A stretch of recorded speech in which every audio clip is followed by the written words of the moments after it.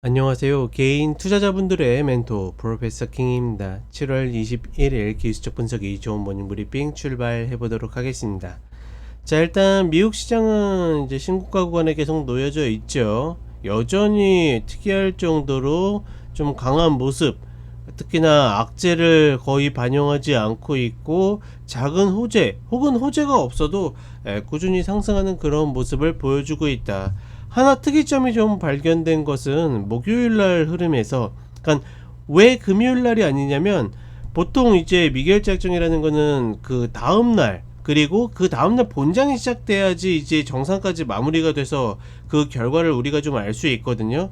그렇다 보니까 어찌되었거나 목요일날 대량의 어떤 선물 순매 미결제 약정이 발생하면서 그날의 어떤 흐름으로 봤을 때는 매수 미결제 약정일 가능성이 높고, 특히나 지금처럼 어떻게 보면 어떤 재료가 있어서 쭉쭉 올라가는 상황이 아닌, 어떻게 보면 좀 꾸역꾸역 이렇게 올라가는 상황에서 저런 대량의 어떤 선물 미결제 약정 발생은 굉장히 특이한 흐름이다.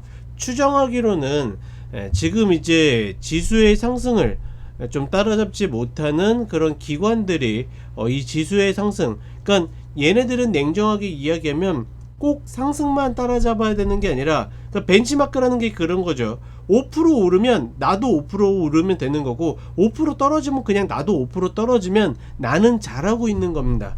대체적으로 기관들은 그런 것들을 추종하기 때문에.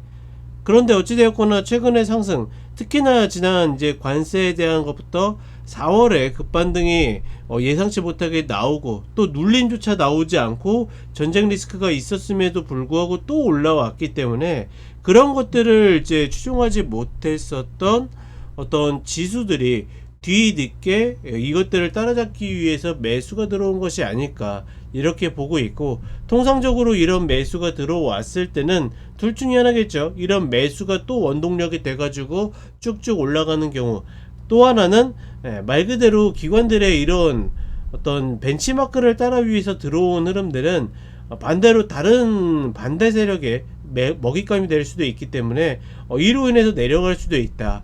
다만 이제 통상적인 통계는 후자가 조금 더 많은 편이다 정도로만 인지하시면 좋을 것 같고, 결국은 이제 어떤 식으로 봐도 시장에 조정이 나오지 않고 있기 때문에 정말 영원히 가나? 아니면 진짜 이것들을 흔들만한 어떤 이슈가 도대체 뭐가 있을까, 그런 고민을 할 수밖에 없다라는 거.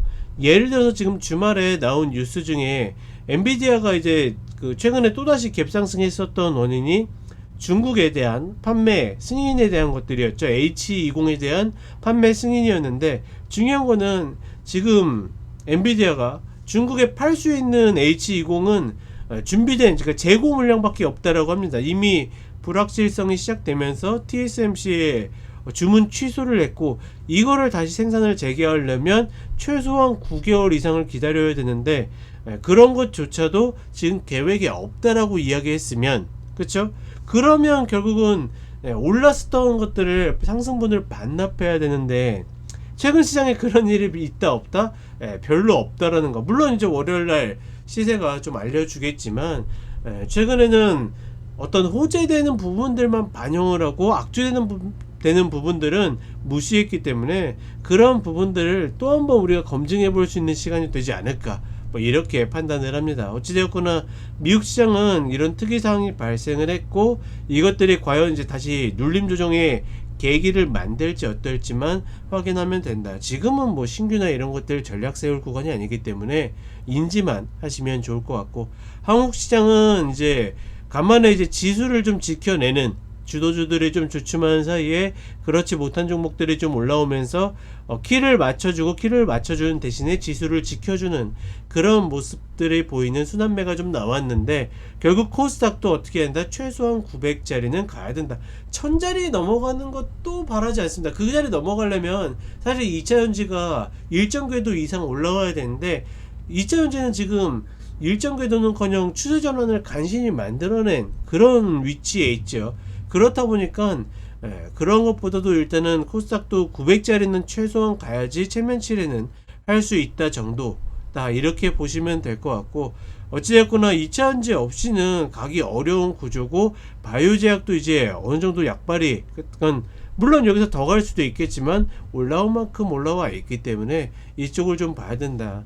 냉정하게는 공매도들이 굉장히 많은 수익을 거뒀음에도 불구하고 잘 나가지 않고 있죠. 그래서 제가 이전에 표현하기로는 이게 모종의 단순히 시세의 수익만을 노린 목적이 아니라 다른 게 있지 않으면 이럴 수가 없을 것이다 라고 이야기 드렸는데, 결국은 얘네들도 지금 공매도들이 노릴만한 먹잇감들이 시장에 진짜 천지빛깔이거든요. 그렇다 보니까 과연 이제는 얘네들을 놔줄 수 있을 것인지 그것만 확인하면 되는 거고, 그거를 압박할 수 있는 유일한 주체가 누구다?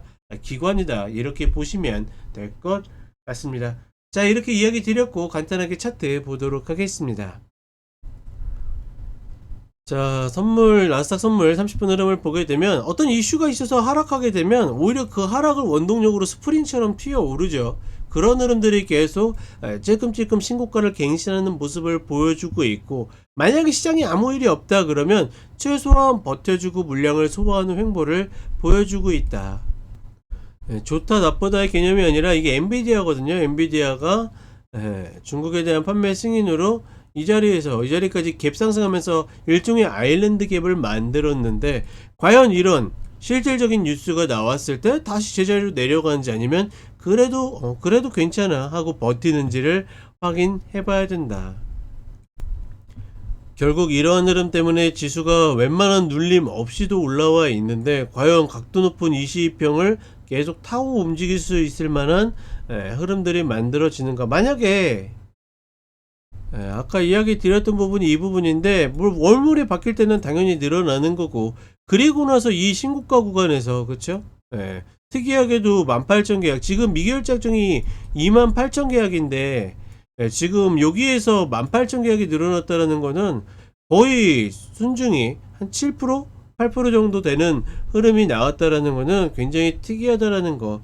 역시나 기관들이 지금의 상승을 예측하지 못했을 뿐만 아니라 따라잡기도 버거운 흐름이다. 이렇게 좀 인지만 하시면 좋을 것 같습니다. 그리고 통상적으로 이런 흐름들이 역으로 이용하는 경우들이 있었고, 그럴 경우에 목표는 22,000까지니까 지금 자리에서 한 5% 정도의 조정이 충분히 나올 수도 있는 구간이다. 참고만 하시면 좋을 것 같고, 그리고 한국 시장으로 오게 되면 희한하게 전혀 밀리지 않고서 이전보다도 더 변동성이 적은 채로 이 자리에 매달려 있죠. 어떤 이슈 작게만 밀어줄 수 있는 요인이 나와도 툭툭 계속 올라갈 수 있는 여지를 두고 있고, 다만 그걸 목적으로 해가지고 여기에서 신규 들어가기는 굉장히 어렵다라고 이야기 드렸습니다. 얘가 멈춰있는 동안 그렇죠, 코스닥이 움직여준다라 그러면 순환매가 계속 만들어진다라는 것이고, 최소한 물론 이제 829라는 마디가 있지만 최소한 900짜리는 올라와야지 이런 흐름들을 순환매를 좀 인정할 수 있다, 이렇게 보시면 될 것 같고, 그렇게 되려면 결국은 2차전지가 이제 추세 전환을 좀 만들었는데, 정말 못난 주식들도 지금 밑에서 더블 정도, 그러니까 저점 대비 더블 정도 올라왔는데, 그 정도는 최소한 2차전지도 물론 그렇게 올라와도 예전에 비해서, 그러니까 최고점이 아니더라도 일정 상승했었던 부분에 근처도 가지 못하거든요.